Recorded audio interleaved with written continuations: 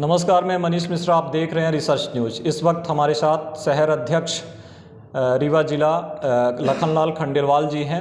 उनसे जानेंगे कि मध्य प्रदेश में जो विधानसभा चुनाव होने जा रहे हैं उनको जिम्मेदारी की है शहर की, रीवा शहर की, किस तरीके से वो बूथ स्तर पर तैयारी कर रहे हैं, मंडल स्तर पर तैयारी कर रहे हैं और इस बार कांग्रेस की क्या कुछ रणनीति है। सीधा हम आपसे ही सवाल करेंगे, क्या कुछ इस बार आप रणनीति बना रहे हैं, क्योंकि 20 वर्षों से लगातार बीजेपी के विधायक रहे हैं, तो एक बड़ी चुनौती है। उस चुनौती को आपको स्वीकार करके और लड़ना है बीजेपी से। क्या कुछ रणनीति है आपकी? सबसे पहले तो जो टिकट मिला है सभी हमारे 8 हो तो सर्वे के आधार पर हुआ। जिनका सर्वे में नाम था, जिनको लोग पसंद करते थे, उनको टिकट मिला है। और अपनी जो टीम है शहर कांग्रेस या पूरी टोटल कांग्रेस की अगर बात करें, इस बार मध्य प्रदेश में, हिंदुस्तान में पहली बार ये हो रहा है मध्य प्रदेश में कि संगठन हमारा चुनाव लड़ेगा। और संगठन हम लोगों ने बनाया है। हमारे ब्लॉक अध्यक्ष हैं, ब्लॉक प्रभारी हैं, मंडल अध्यक्ष हैं, सेक्टर अध्यक्ष हैं और बीएलए हैं। और इन सब की भी अलग से पूरी कमेटी है। उसके बाद शहर कमेटी है और बहुत सारे हमारे विभाग हैं, जो 26 विभाग हैं, उनके अध्यक्ष और उनकी पूरी टीम है। और ये सारी टीम मिलकर कांग्रेस पार्टी इस बार चुनाव लड़ रही है। और निश्चित रूप से कांग्रेस इस बार, जैसे सर्वे में भी आ रहे हैं, सारे सर्वे बता रहे हैं कि कांग्रेस पूरे मध्य प्रदेश में तो एक हवा बनी है और बदलाव की एक बहार बह रही है, जो निश्चित रूप से सारी चीज़ों को, हमें कांग्रेस को बहुत मजबूत कर रही है। और ये जो राजेंद्र शुक्ला जी 4 बार लगातार चुनाव जीते हैं, तो विकास की गाथा आप सब लोग देख ही रहे हैं। रतहरा से लेके और रेलवे स्टेशन मोड़ तक लगातार 20 साल से 15 साल से एक ही रोड में काम चल रहा है। 200 करोड़ रुपये उसमें खर्च हो चुके हैं। कहीं किसी को कोई रोज़गार नहीं मिला है। बेरोजगारी और भ्रष्टाचार और महंगाई चरम सीमा में है। ये सारी चीज़ें उनके खिलाफ है और ये पूरा वातावरण उनके खिलाफ जा रहा है। और कांग्रेस के पक्ष में पूरा तरह माहौल है और चुनाव हम लोग जीतेंगे। महापौर का जो चुनाव अभी हुआ था, तो राजेंद्र शर्मा जी ने पूरा संचालन किया था और वो पूरी टीम का निर्देशन दिया था और इस तरह से वो पूरी टीम बनी हुई है। तो निश्चित रूप से एक बहुत ही होशियार, जानकार इंजीनियर हैं और हर चीज़ों को बारीकी से समझते हैं, परखते हैं। और सबसे बड़ी ताकत मेरे पास एक रीवा में ख़ास तौर से देखें तो हमारे पास महापौर है, जो 11,000 वोटों से चुनाव जीता था अभी। तो कहीं ना कहीं एक ये ताकत भी हमारे पास है कि हमारे पास अभी 4 साल तक तो महापौर रहेगा ही रहेगा। तो उसका भी एक बड़ा असर पड़ रहा है।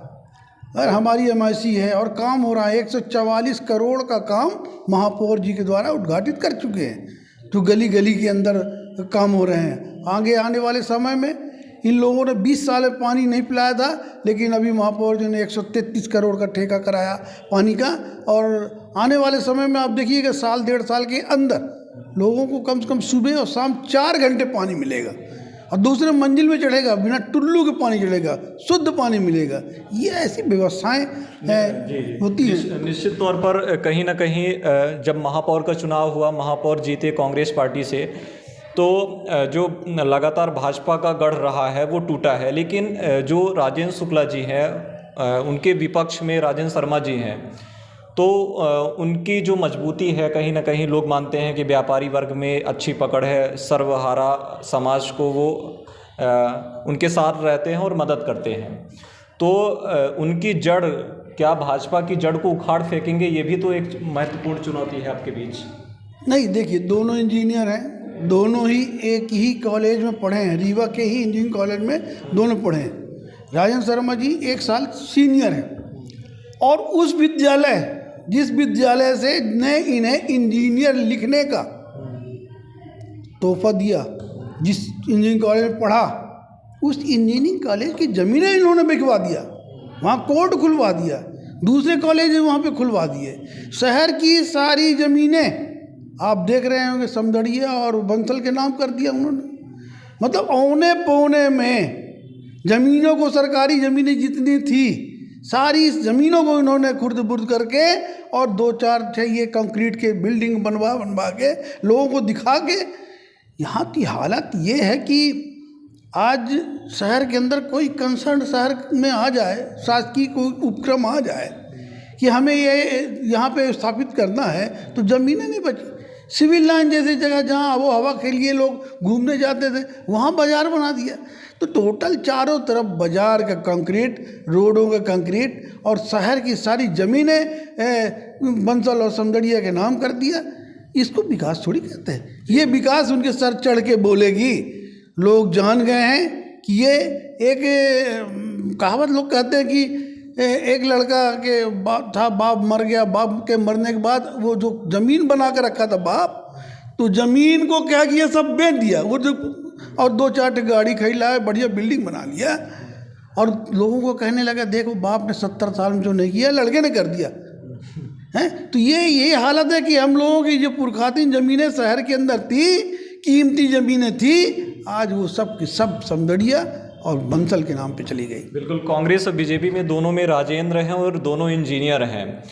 आप संगठित होकर चुनाव लड़ रहे हैं, ये मेरा पहला सवाल है। अगर संगठित हो के चुनाव लड़ रहे हैं तो फिर बगावती तेवर क्यों दिखाई देता है कांग्रेस में? जब जब चुनाव आता है तो कोई ना कोई रूठ ही जाता है। और महिला कांग्रेस की वरिष्ठ प्रदेश उपाध्यक्ष ने तो सोशल मीडिया में जिस दिन टिकट वितरण हुआ ये तक लिखा कि मैं कांग्रेस पार्टी के सभी दायित्वों से अपने को मुक्त करती हूँ। तो अगर इस तरीके से जनता के समक्ष मैसेज जाएगा तो आप कहीं ना कहीं असंगठित होंगे। सारे डैमेज कंट्रोल हो चुके हैं, अब सब साथ में हैं। तकलीफ़ होती है, सभी लोग टिकट मांगते हैं, पूरी ताकत लगाते हैं। टिकट नहीं मिला तो थोड़ा आक्रोश होता है, गुस्से में कुछ आदमी थोड़ा बहुत बोल देता है। लेकिन अभी कल शहीद मिस्त्री जी भी नाराज़ थे, वो वापस अपने वक्तव्य दे के कि हम कांग्रेस के लिए काम करेंगे। कविता जी भी काम करेंगी, मुजीब जी भी काम करेंगे। कोई भी विवाद कुछ भी नहीं है। विवाद की स्थिति अगर देखना है तो भारतीय जनता पार्टी की देखिए आप, पूरे मध्य प्रदेश में अगर हमारा 5% है तो उनको 50% है। तो विरोध और नेगेटिव बातें तो वहाँ पे चल रही है। और कांग्रेस में आप देखिएगा कल सब पर्चा भरने हम लोग जा रहे हैं, सारे लोग साथ में, कोई विरोध नहीं है, न कोई चुनाव लड़ रहा है। और सब लोग मिलकर और सबको मालूम है कि सरकार कांग्रेस की बन रही है। सब लोग मिलके कांग्रेस की सरकार बनेगी। कोई एक ही विधायक बन सकता है, सब तो विधायक बनेंगे नहीं, बाकियों को भी देखा जाएगा। कांग्रेस है, बहुत बड़ा परिवार है हमारा, सरकार है, सत्ता है, तो सबका मान और सम्मान रखा जाएगा और सबको जो उचित स्थान होगा सबको मिलेगा। महापौर जी का जो अब तक का कार्यकाल है, कार्य समय है, वो कितना प्रासंगिक रहेगा इस चुनाव में और क्या फ़ायदा मिलेगा उनके कार्यकाल में जो कार्य हुए हैं? तो देखिए, मैं सीधे बात जानता हूँ, महापौर जी भी 4 साल रहेंगे और जो बात वो किसी को कहेंगे उस पर एक वजन रहेगा। वजन ये रहेगा कि वो चूँकि 4 साल हैं अभी और शहर को पूरा उन्हीं को देखना है, तो निश्चित रूप से वो अपनी पूरी ताकत लगा रखे हैं। गुरमीत सिंह मंगू भी को रीवा बुला लिया गया है, उनकी भी एक अच्छी क्षमता है, ऊर्जावान है, वो भी काम में लगे हुए हैं। कविता भी काम में लगेंगी और इस तरह से पूरा संगठन काम करेगा।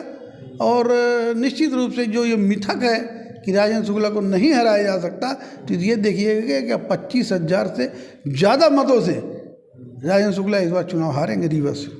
बहुत बहुत धन्यवाद। ये थे हमारे साथ लखनलाल खंडेलवाल जी, जिन्होंने कहा है कि जो डैमेज कंट्रोल है कांग्रेस पार्टी के अंदर वो पूरी तरीके से उसको ख़त्म कर दिया गया है। सभी एकजुट होकर चुनाव लड़ेंगे और जो भाजपा ने विकास किए हैं या फिर विकास के नाम पर जो लोगों के साथ छल किया है उसका आकलन जनता जरूर करेगी। तो लगातार रिसर्च न्यूज़ के साथ बने रहिए, तब तक के लिए धन्यवाद।